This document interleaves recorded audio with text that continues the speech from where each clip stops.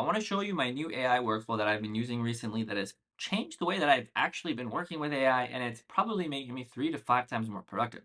So I'll cover exactly what it is, how to set up the tool, how it works, and then how I'm personally using it in my day-to-day, whether that's coding, whether it's asking you to write prompts for other AIs, or just general day-to-day business related tasks. So the thing that's been making me 10 times more productive with AI are not new AI models, new prompting techniques. It's one thing, and it's using voice. Yes, I am no longer typing, or majority of the time, I'm not typing my prompts out. I'm using voice to sort of dictate and get a really good idea of sort of what I want to prompt to the model. And I'm going to show you the exact workflow and the exact tool I use in just a second. But the reason I've started to do that is because for the majority of people, people use ChatGPT like they use Google search, and that's a problem. Google search is really good at taking small kind of words and figuring out what you want to search on the internet. AI, whether it's Claude, whether it's ChatGPT, they do a lot better when you can give it a lot more context on what you're trying to do.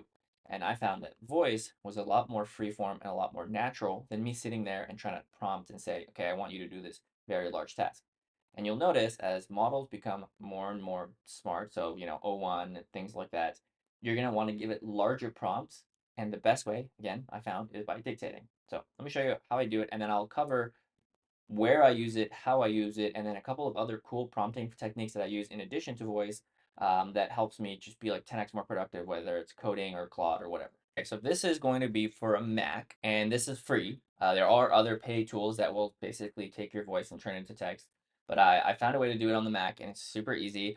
So you're going to go and you're going to open up your settings, and then you're going to go to keyboard. And then you're going to scroll down here. There's this dictation tab. You're going to turn that on.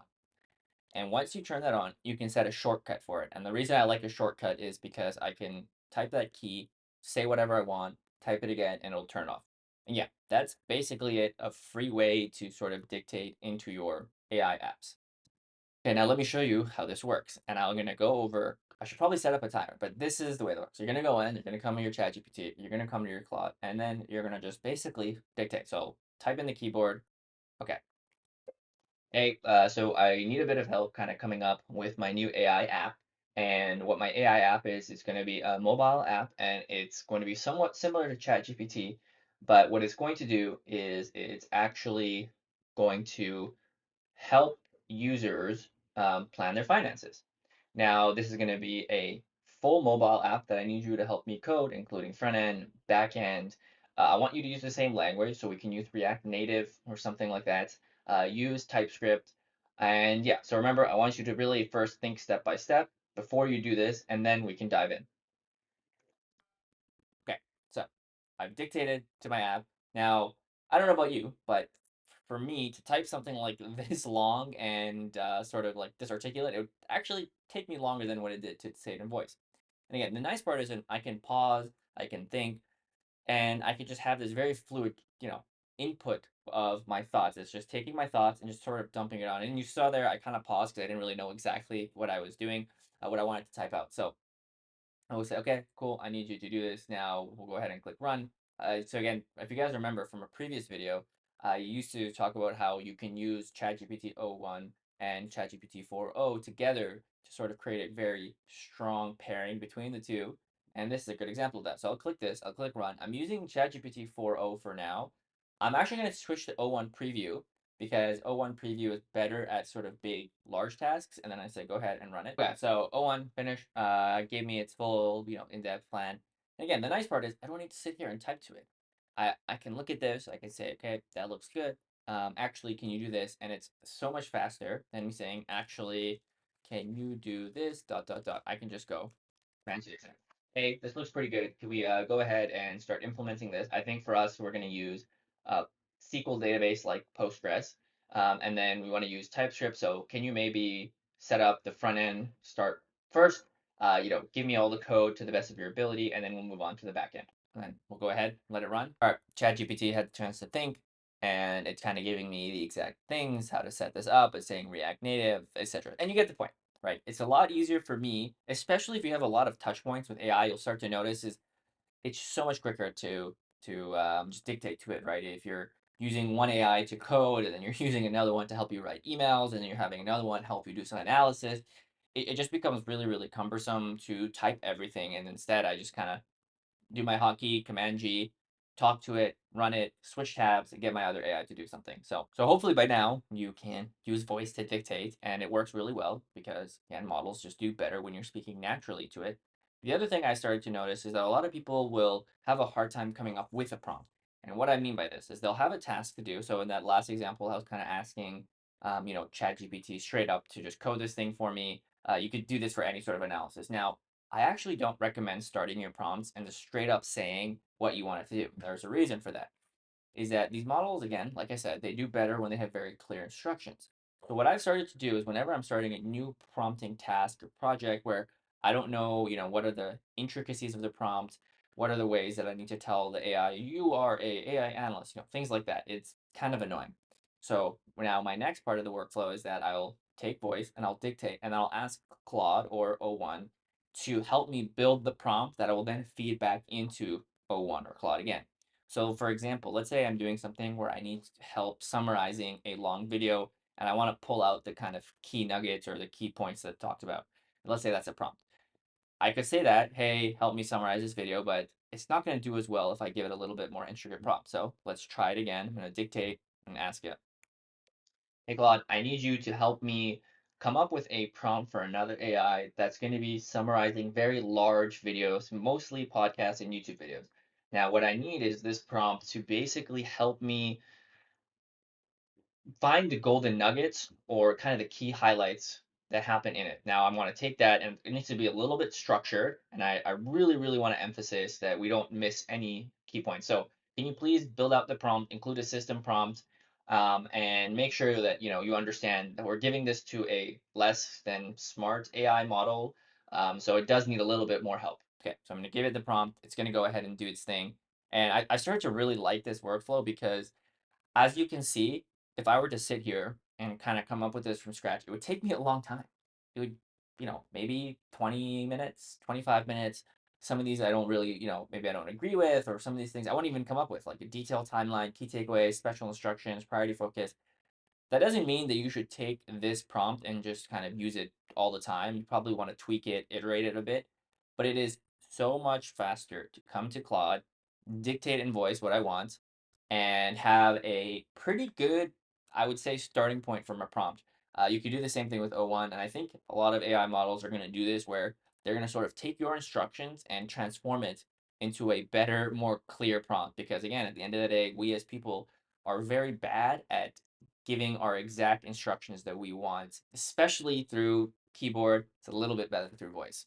All right, and then the last piece of the workflow that I use almost daily is with coding. So I like to code a lot. That's part of what I do in my business.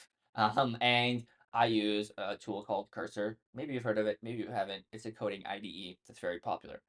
Now, a lot of the times when you're working with AI, you need to have a lot of back and forth. And I've started to notice that typing it becomes a little cumbersome, especially when I'm giving it a very difficult task that requires, me to do multiple things at once. It takes me a long time to type it out, and you definitely can still do that. But again, it's just much faster if you just dictate. I set up a new project and I will show you sort of an example. And I have this method of how I use AI with coding is I'll actually tell it the task I want to do. I'll say, here's what I want to do. Here's some basic test cases that I want you to write first. And then when you're done those tests, write the code for it. And this helps for more difficult or maybe more complex, coding scenarios where you can't necessarily trust right off the bat what the AI is coding. So by telling it to write a test first, then write the the code for that test, you get not only do you get like the AI that does better at writing the code, you have that like I guess assurance that you don't need to worry. Well, did this AI write bad code? Well, guess what? It wrote the test. So we'll go ahead and ask it. And I'm using the composer from Cursor, which will generate multiple files and stuff for me. So let's go and see what happens. This is what I think is going to be the future of coding, by the way. All right, I need you to create a couple of functions for me in my code base. We're using TypeScript. So I want you to first write the tests for this, and then I'm going to ask you to write the functions. So what I want you to do is basically create a few methods that can reverse a string and can, add letters to a string, and basic functionality like that. So start with the test, then write the functions. Okay, so now it's going to do that again. Very simple task. I'm just telling you to like do like reversing and things like that. But it's going to go ahead and it's going to first write the code for me. Cool. It's giving me all of this code. I like that. All right. And then I'll say, okay, this looks good. Yes, please. Right. It's going to go. Now it's going to write the rest of it. And when I first figured this out, it kind of blew me away because, like, at what point are we even coding anymore? We're just talking to a computer and it's just writing the code for us, which I found pretty fantastic. So here, I'll accept all. I'll look at this. Looks cool. Wrote the tests. And that's it. And I use this a lot, especially, for more complex coding projects where there's a lot more files. Obviously, here it's very straightforward and it works really, really well.